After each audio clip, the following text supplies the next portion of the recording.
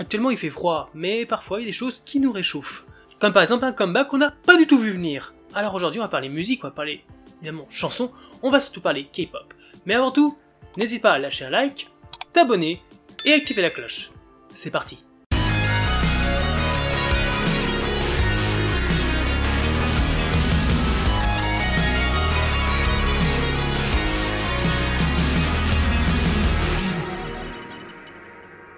Souvenez-vous que récemment, la SM Entertainment a lancé leur nouveau groupe de K-pop, les aespa.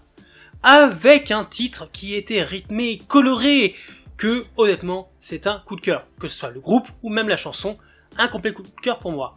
Black Mamba est une très bonne chanson de départ et surtout, eh bien, je sais pas si on peut appeler ça, est-ce qu'elle a fait vraiment un carton, mais elle a quand même été récompensée, enfin elle a bien marché.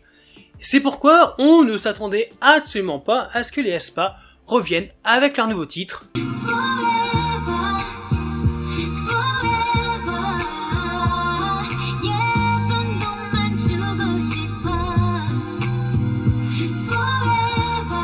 Bien loin des couleurs flashy qu'on avait eues dans le MV, cette fois nous avons droit à un MV tout en douceur, pour une chanson tout en douceur, puisqu'il s'agit d'une ballade. Forever est une chanson d'amour. Alors, est-ce que c'est un message pour remercier les fans de tout l'amour qu'on leur a apporté avec leur récent lancement? Je ne sais pas, en tout cas, j'aime beaucoup cette chanson. Le rythme très doux, la chorégraphie, les filles qui sont très jolies, tout en simplicité.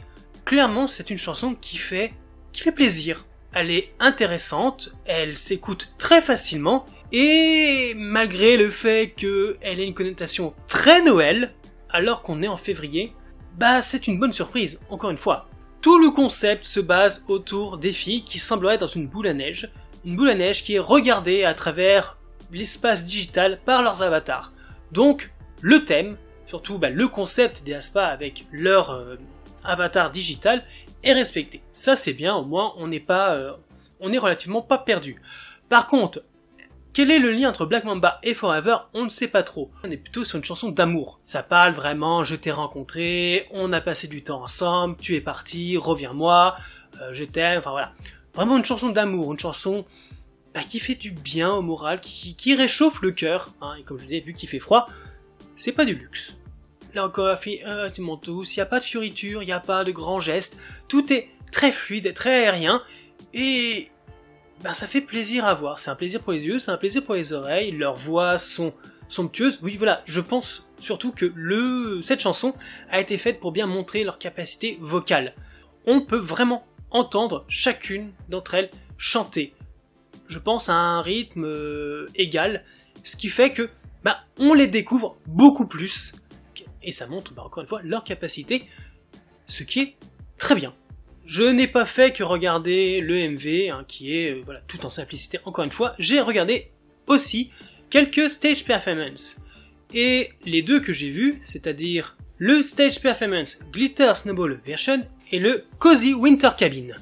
Les deux renvoient vraiment à cette connotation que la chanson aurait peut-être dû sortir à Noël. Dans le premier stage, elles ont des tenues très blanches qui rappellent effectivement la neige, la neige qui tombe dans justement une boule à neige, avec leur tenue quand même un peu argentée, pailletée, mais surtout blanche. Tandis que la Cozy Winter, on est vraiment sur des outfits très chauds, très aux couleurs de Noël. Vous savez, ces pulls un peu bariolés, pas écossais, mais vous comprenez. Et puis le marron. En fait, il manque juste un sapin de Noël derrière avec des cadeaux, et on est encore plus dans le thème. Sinon, depuis qu'elle est sortie, je l'ai déjà écoutée au moins une bonne quinzaine de fois, elle reste dans la tête, elle fait plaisir, elle repose. Et j'aime plutôt ça. Du coup, la question se pose, pourquoi imposer ce thème très Noël pour une sortie en février? Peut-être un Roland, peut-être le fait que les aespa auraient dû être lancés bien plus tôt, ce qui fait que tout a été décalé. La question se pose et concrètement, ça m'intrigue.